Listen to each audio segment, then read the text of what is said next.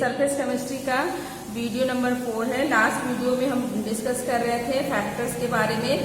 तो first discuss किया था nature of gas on adsorbent. जो गैस बड़े आसानी से लिक्विफाइड हो रहा है उसकी जो है एक्सटेंट ऑफ एड्जॉर्प्शन ज्यादा होगी, और जो कि इजिली लिक्विफाइड नहीं हो रहा उसकी एक्सटेंट ऑफ एड्जॉर्प्शन कम होती है।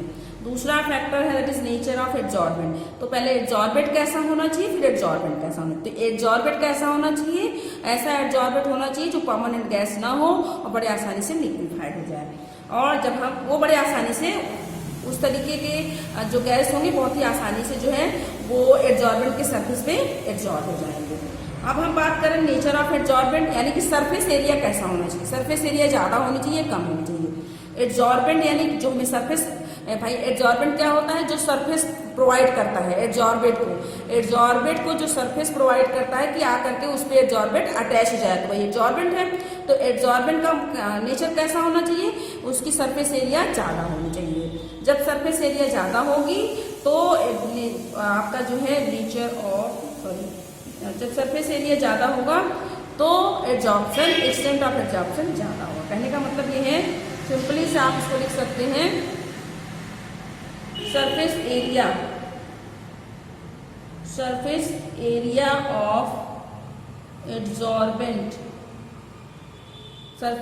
Of adsorbent is directly proportional to extent of adsorption. Simply आप इसको अपने समझने के लिए इस तरीके से लिख सकते हैं। तो इसका मतलब ये होता है कि एड्जॉर्बेंट की सरफेस एरिया बढ़ेगी तो एक्सटेंट ऑफ एड्जॉर्प्शन बढ़ता है। यदि एड्जॉर्बेंट की सरफेस एरिया कम होगी तो अधिशोषण की क्षमता भी कम हो जाएगी। क्लियर है। यदि सरफेस एरिया ज्यादा है तो अधिशोषण की क्षमता ज्यादा है, यदि सरफेस एरिया कम है तो अधिशोषण की क्षमता भी कम होगी। नेक्स्ट आ जाइए। नेक्स्ट है इफेक्ट ऑफ टेम्परेचर। टेम्परेचर का क्या इफेक्ट होता है, इफेक्ट ऑफ टेम्परेचर हम देखेंगे यहाँ पर। देखिए इफेक्ट ऑफ टेम्परेचर का क्या प्रभाव पड़ता है एड्जॉर्प्शन पे। तो चूंकि एड्जॉर्प्शन हमने आपको दो बताए हैं, physical adsorption and chemical adsorption, तो हम दोनों को डिस्कस करेंगे। पहला हम डिस्कस करते हैं effect of temperature in terms of physical adsorption. तो फिजिकल एड्जॉर्प्शन के टर्म में भी in terms of physical absorption,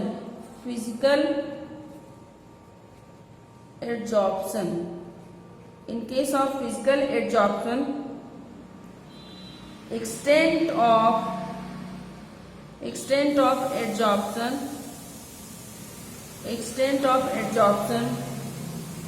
decreases by increasing temperature. Clear. कहने का इसका निष्कर्ष ये होता है कि फिजिकल एड्जॉर्प्शन के केस में अधिशोषण की जो क्षमता है वो कम हो जाती है जब टेम्परेचर बढ़ाते हैं। ऐसा क्यों? क्योंकि जब हम टेम्परेचर बढ़ाएंगे तो मॉलिक्यूल के बीच की काइनेटिक एनर्जी बढ़ जाएगी। कहने का मतलब कि जब टेम्परेचर बढ़ाएंगे तो मॉलिक्यूल एक दूसरे से और दूर चले जाएंगे। उनकी काइनेटिक एनर्जी बढ़ने की वजह से वो एक दूसरे से बहुत दूर हो जाएंगे। जब वो और दूर होने लगेंगे तो उनका एड्जॉर्ब होना एड्जॉर्बेंट के सरफेस पे आसान नहीं होगा। तो टेम्परेचर बढ़ाने से अधिशोषण की क्षमता कम हो जाती है। किस केस में? फिजिकल एड्जॉर्प्शन में। अब हम बात करते हैं केमिकल एड्जॉर्प्शन के लिए क्या होगा। तो केमिकल एड्जॉर्प्शन पे in terms of chemical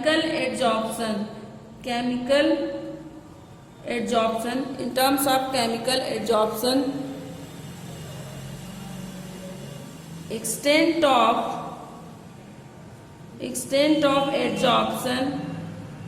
extent of absorption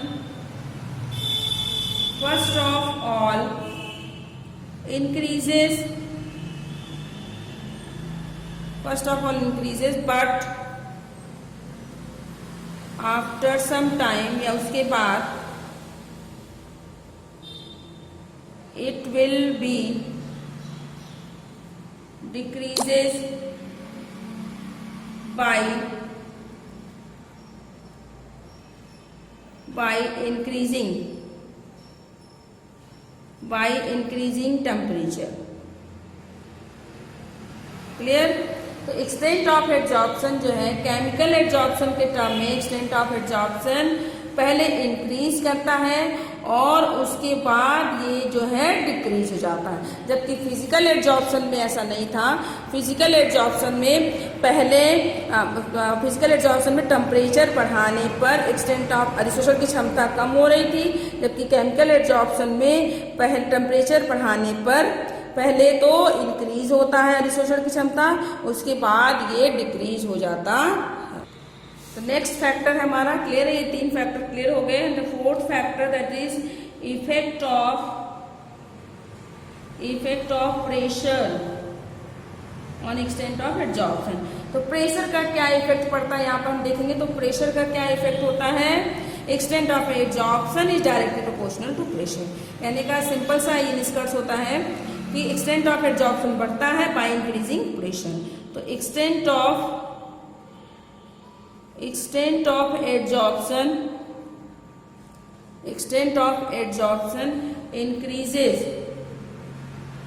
increases by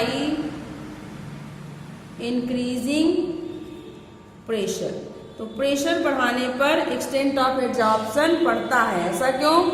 क्योंकि जब प्रेशर बढ़ाएंगे तो मॉलिक्यूल पास आ जाएंगे, मॉलिक्यूल की काइनेटिक एनर्जी कम हो जाएगी और मॉलिक्यूल क्या होंगे, पास आ जाएंगे। जब मॉलिक्यूल पास आ जाएंगे तो उनका एड्जॉर्प्शन भी बड़े आसानी से, डिसोर्शन भी बहुत ही आसानी से हो जाता है। तो ये वो फैक्टर्स थे जो कि गैस के एड्जॉर्प्शन को सॉलिड पर इफेक्ट करते हैं। अब हम जो है इफेक्ट ऑफ टेम्परेचर को हम जो है एक्सटेंट ऑफ एड्जॉर्प्शन को थोड़ा सा और डिटेल में समझेंगे। उसके लिए एक टर्म है और जो बहुत ही इंपॉर्टेंट है, अक्सर एग्जाम में पूछा जाता है, दैट इज एड्जॉर्प्शन आइसोथर्म।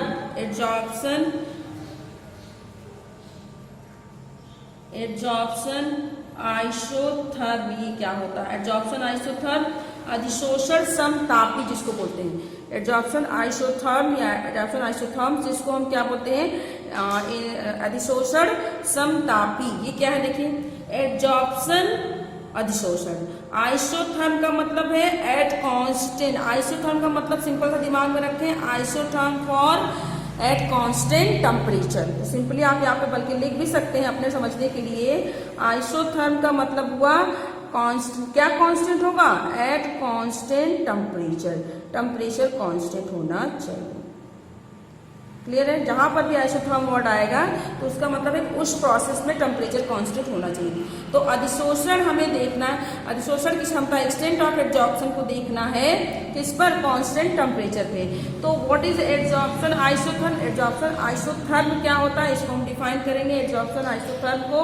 तो देखिए यहाँ पर variation of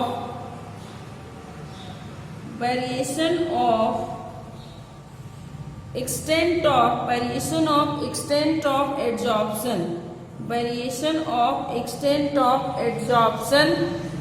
with the pressure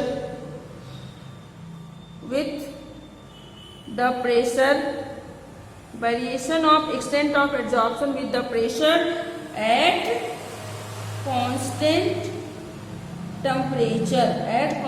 temperature is known as adsorption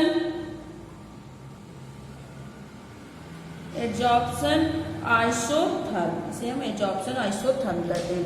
तो कहने का मतलब सिंपल सा हुआ कि आप एक्सटेंट ऑफ एड्जॉर्प्शन और प्रेशर, ठीक है, एक्सटेंट ऑफ एड्जॉर्प्शन का प्रेशर के रिस्पेक्ट में एट कांस्टेंट टेम्परेचर पे जो वेरिएशन होता है उसे हम क्या बोलते हैं, एड्जॉर्प्शन आइसोथर्म। इसके लिए ग्राफ प्लॉट करते हैं। तो a graph drawn in between, इसको एक्सप्लेन करने के लिए ग्राफ हम इसको प्लॉट करेंगे। तो a graph drawn between extent of adsorption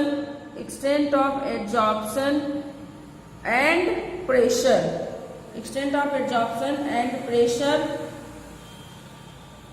at constant temperature. Extent of adsorption and constant temperature is known as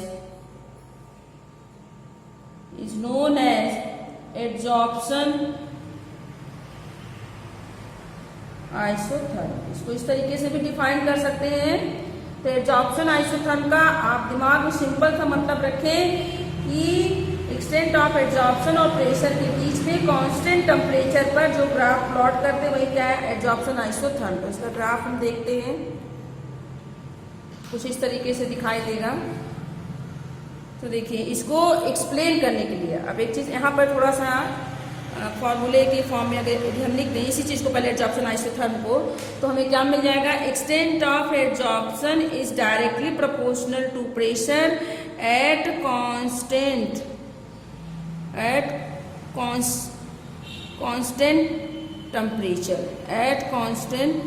temperature. Clear है. तो ये क्या हुआ, एक्सटेंट ऑफ एडजॉर्प्शन जो है वो डायरेक्टली प्रोपोर्शनल होती है किसके, आपके प्रेशर के एट कांस्टेंट टेम्परेचर पर. उसी को हम क्या बोलते हैं, एडजॉर्प्शन आइसोथर्म. वही क्या है आपका एडजॉर्प्शन आइसोथर्म. अब एडजॉर्प्शन आइसोथर्म को एक्सप्लेन करने के लिए, एडजॉर्प्शन आइसोथर्म जो है वो 2 टाइप्स के होते हैं और वो 2 टाइप्स साइंटिस्ट के नाम पे है, एक फ्रेंडलिक और दूसरा लैंगम्यूर.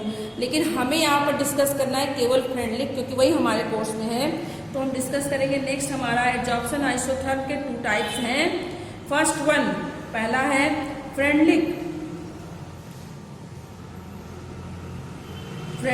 एडजॉर्प्शन, और तब ग्राफ प्लॉट करेंगे हम. Freundlich adsorption isotherm. तो फ्रेंडलिक एडजॉर्प्शन आइसोथर्म क्या होता है, तो फ्रेंडलिक एडजॉर्प्शन आइसोथर्म वही simple, a graph drawn in between किसके बीच में, extent of adsorption and pressure at constant temperature. तो सिंपल से हम इसको डिफाइन कर सकते हैं. सिंपली यहाँ पर हम इसको लिख सकते हैं कि a graph between extent of adsorption and pressure at constant temperature. Clear. अब ग्राफ प्लॉट करते हैं. देखिए किसके बीच में, एक्सटेंट ऑफ एडजॉर्प्शन को किससे रिप्रेजेंट करते हैं, x/m. तो इधर क्या हो गया, x/m, that is extent of adsorption. इस तरफ क्या हो जाएगा, प्रेशर के बीच में एट कांस्टेंट टेम्परेचर. तो हमें चूंकि डायरेक्टली प्रोपोर्शनल है तो ग्राफ हमें कुछ ऐसा मिल जाएगा. ग्राफ हमको कुछ इस तरीके से मिलेगा. ठीक है. अब एक ऐसी कंडीशन आती है कि उस कंडीशन वहां पर मैक्सिमम एडजॉर्प्शन हो जाता है, उसे हम क्या बोलते हैं, saturation pressure, that is called PS, saturation pressure. तो PS क्या है, that is saturation pressure. Saturation pressure क्या होता है, PS को डिफाइन करें या सेचुरेशन प्रेशर को हम डिफाइन करें यहाँ पर, PS सेचुरेशन प्रेशर क्या है. तो इसको देखिए, सेचुरेशन प्रेशर क्या है, pressure at which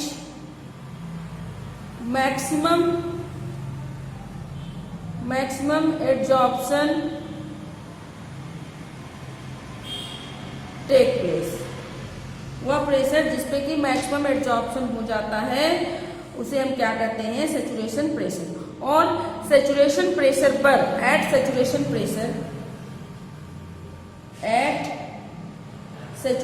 pressure PS, इसे हम, हाँ एक चीज और यहीं पे, saturation pressure is also called, यहीं पे लिख लेंगे, saturation pressure PS is also called equilibrium pressure. कहने का मतलब यहाँ पर प्रेशर इक्विलिब्रियम में हो जाता है. यहाँ पे इक्विलिब्रियम प्रेशर भी कहते हैं इसलिए. एट सेचुरेशन प्रेशर आप देखेंगे amount of gas adsorbed is equal to amount of gas dissolved, क्योंकि दोनों प्रक्रियाएं हो रही हैं, एब्जॉर्प्शन भी हो रहा है, डिजॉर्प्शन भी हो रहा है, जुड़ भी रहे हैं और टूट भी रहे हैं। तो सैचुरेशन प्रेशर पे क्या होगा, गैस जितने अमाउंट में गैस एब्जॉर्ब होगी उतने अमाउंट में गैस डिजॉर्ब भी होगी, इक्विलिब्रियम प्रेशर होगा, मैक्सिमम एब्जॉर्प्शन होगा इस प्रेशर पे। अब फ्रेडलिक ने एब्जॉर्प्शन को समझाने के लिए, एक्सटेंट ऑफ एब्जॉर्प्शन को एक्सप्लेन करने के लिए क्या किया, इस ग्राफ को 3 भागों में डिवाइड कर दिया इस तरीके से। अब ये जो हुआ, इस वाले को कहा कि ये क्या हो गया, लो प्रेशर, यहाँ पर क्या है लो प्रेशर, यहाँ पर इंटरमीडिएट प्रेशर, ये क्या हो गया हाई प्रेशर। इस एरिया को इन्होंने कहा कि ये लो प्रेशर पे है, और ये क्या है, that is intermediate, medium pressure पे, इंटरमीडिएट प्रेशर हो गया, और ये क्या हो गया हाई प्रेशर, ये हाई प्रेशर पे हो गया। अब देखिए लो प्रेशर, इंटरमीडिएट प्रेशर और हाई प्रेशर पे हमको एक्सटेंट ऑफ एब्जॉर्प्शन को देखना है।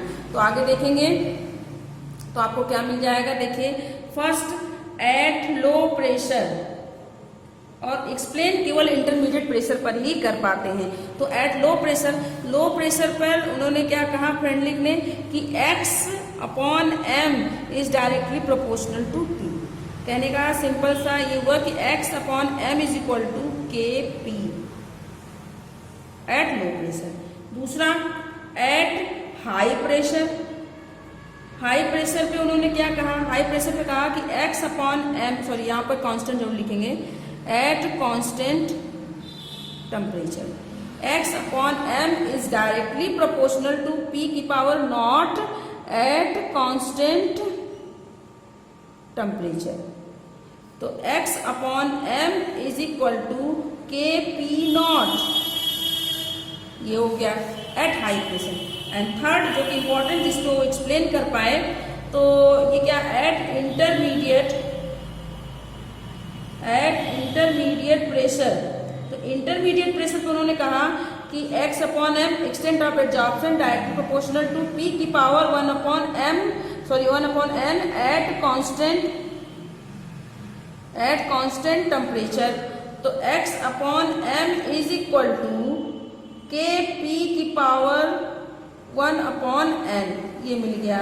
अब हम यहाँ पर देखेंगे x अपॉन n क्या है और p क्या है, ये सारी चीजें देखेंगे। तो x अपॉन m सभी के लिए that is extent of absorption, ये क्या है आपका extent of absorption. And k क्या है, k और n दोनों ही क्या है, k एंड n दोनों ही क्या है, कांस्टेंट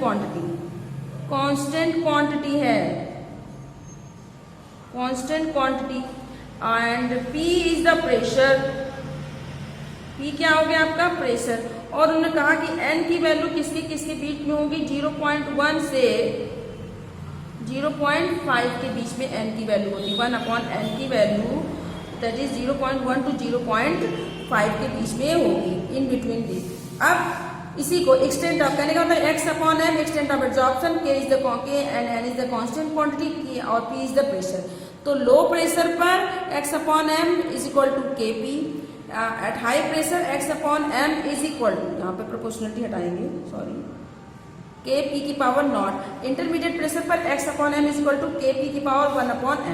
अब एक्सटेंट ऑफ एब्जॉर्प्शन में n की वैल्यू कैलकुलेट करने के लिए उन्होंने इस इक्वेशन को क्या किया कि taking log on both side, दोनों जो है इक्वेशन के दोनों तरफ लॉग अप्लाई कर दिया। applying